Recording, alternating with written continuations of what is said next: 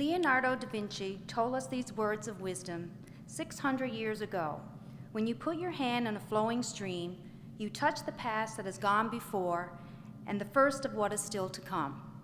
Good evening, everyone. I'm Kimberley Robertson. I know access to safe drinking water is an important issue, but growing up, little did I realize it would become an integral part of my career path at the Marine Institute. You see, like a lot of us here today, I grew up in a small town. My home was on the west coast of Newfoundland with a private well. No municipal water supply back then. That well, like all the others in the community, was vital for everyday essentials: drinking, cooking, bathing, and washing clothes. A constant mantra emphasized during the summertime was, "Don't waste the water, the well might run dry."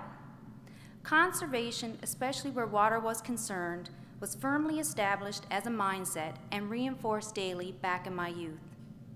Eventually, our town installed a municipal water supply system, but it was not without its problems through the years with frequent boil water advisories.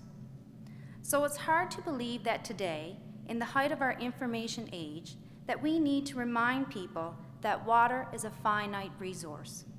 The water we drink today has been around in one form or another for 4 billion years or so. Da Vinci pointed out, all water is recycled through the atmosphere and it makes its way back in a constant natural sequence, so the freshwater reserves of our planet has remained fairly constant over time. But populations have seen an exponential growth. In 1950, the world had just 2.5 billion people. Today, there are 7.4 billion, competing for water resources. You can imagine the demand for this clean, life-sustaining resource in the future. Here's a perspective. Fresh water makes up a tiny fraction of all the water on the planet. Nearly 70% of the planet is covered by water, but only 3% of that is fresh water. Even then, 2.5% is locked up in the polar ice caps and glacial ice. In essence, only 0.5% of the planet's water is available to sustain its population. The United Nations reports that the demand for water has grown at more than twice the rate of population increases in the last century.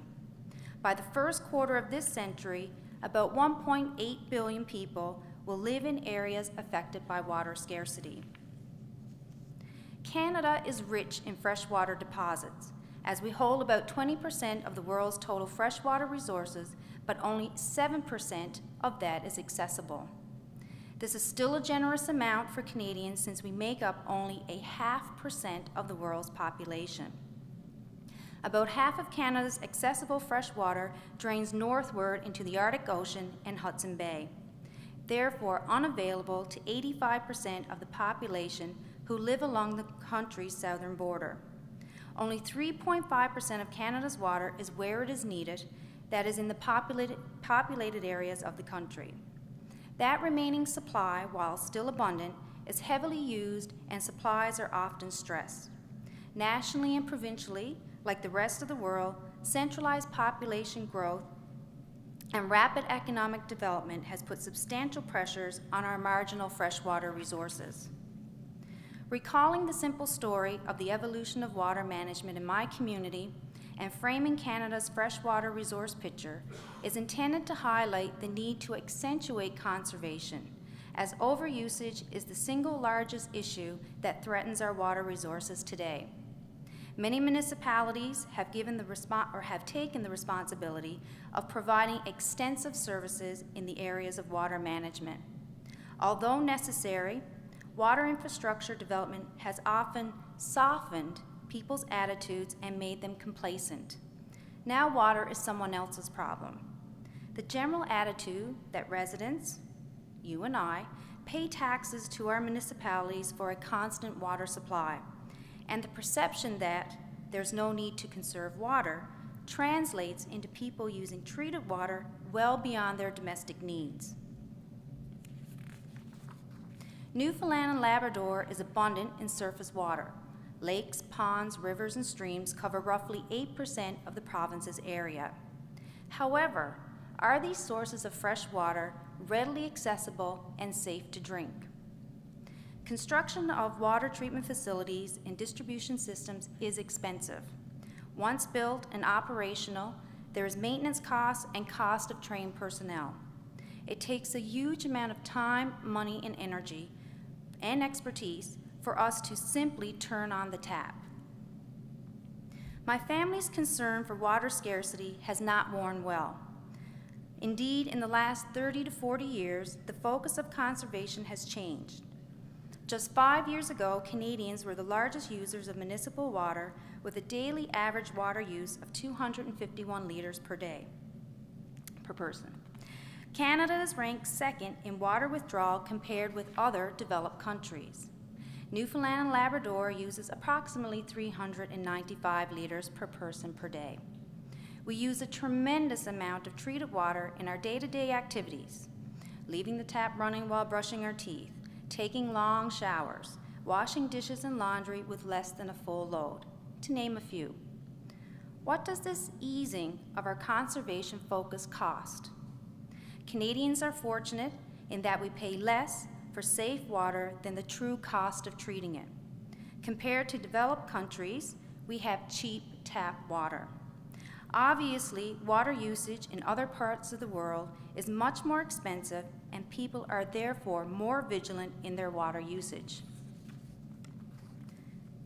Many municipalities in Canada, including ourselves, do not meter residential water use. Only 58% of Canadian households have water meters. We all strive to conserve energy by turning off our lights, lowering thermostats, insulating homes, and practicing energy-efficient policies. And we often receive incentives to do so. But why not water? In many regions, residents pay a flat fee for water services regardless of the volume of water used. In 2009, Canadian households with meters on volume-based water pricing schemes used 73% less water than unmetered households on flat-rate water pricing schemes, and this is without incentives and rebates as with other utilities. To ensure our environmental economic well-being, we need to safeguard the water of the present, to preserve the water of our future, and to take measures to conserve the nourishing waters flowing into our homes and protect the healthy fresh waters running into our rivers, lakes, and streams. We must all do our part at the individual, community, and national level, and to heed the simple words of Jacques Cousteau. Oops. We must never forget that the water cycle and the life cycle are one. Thank you.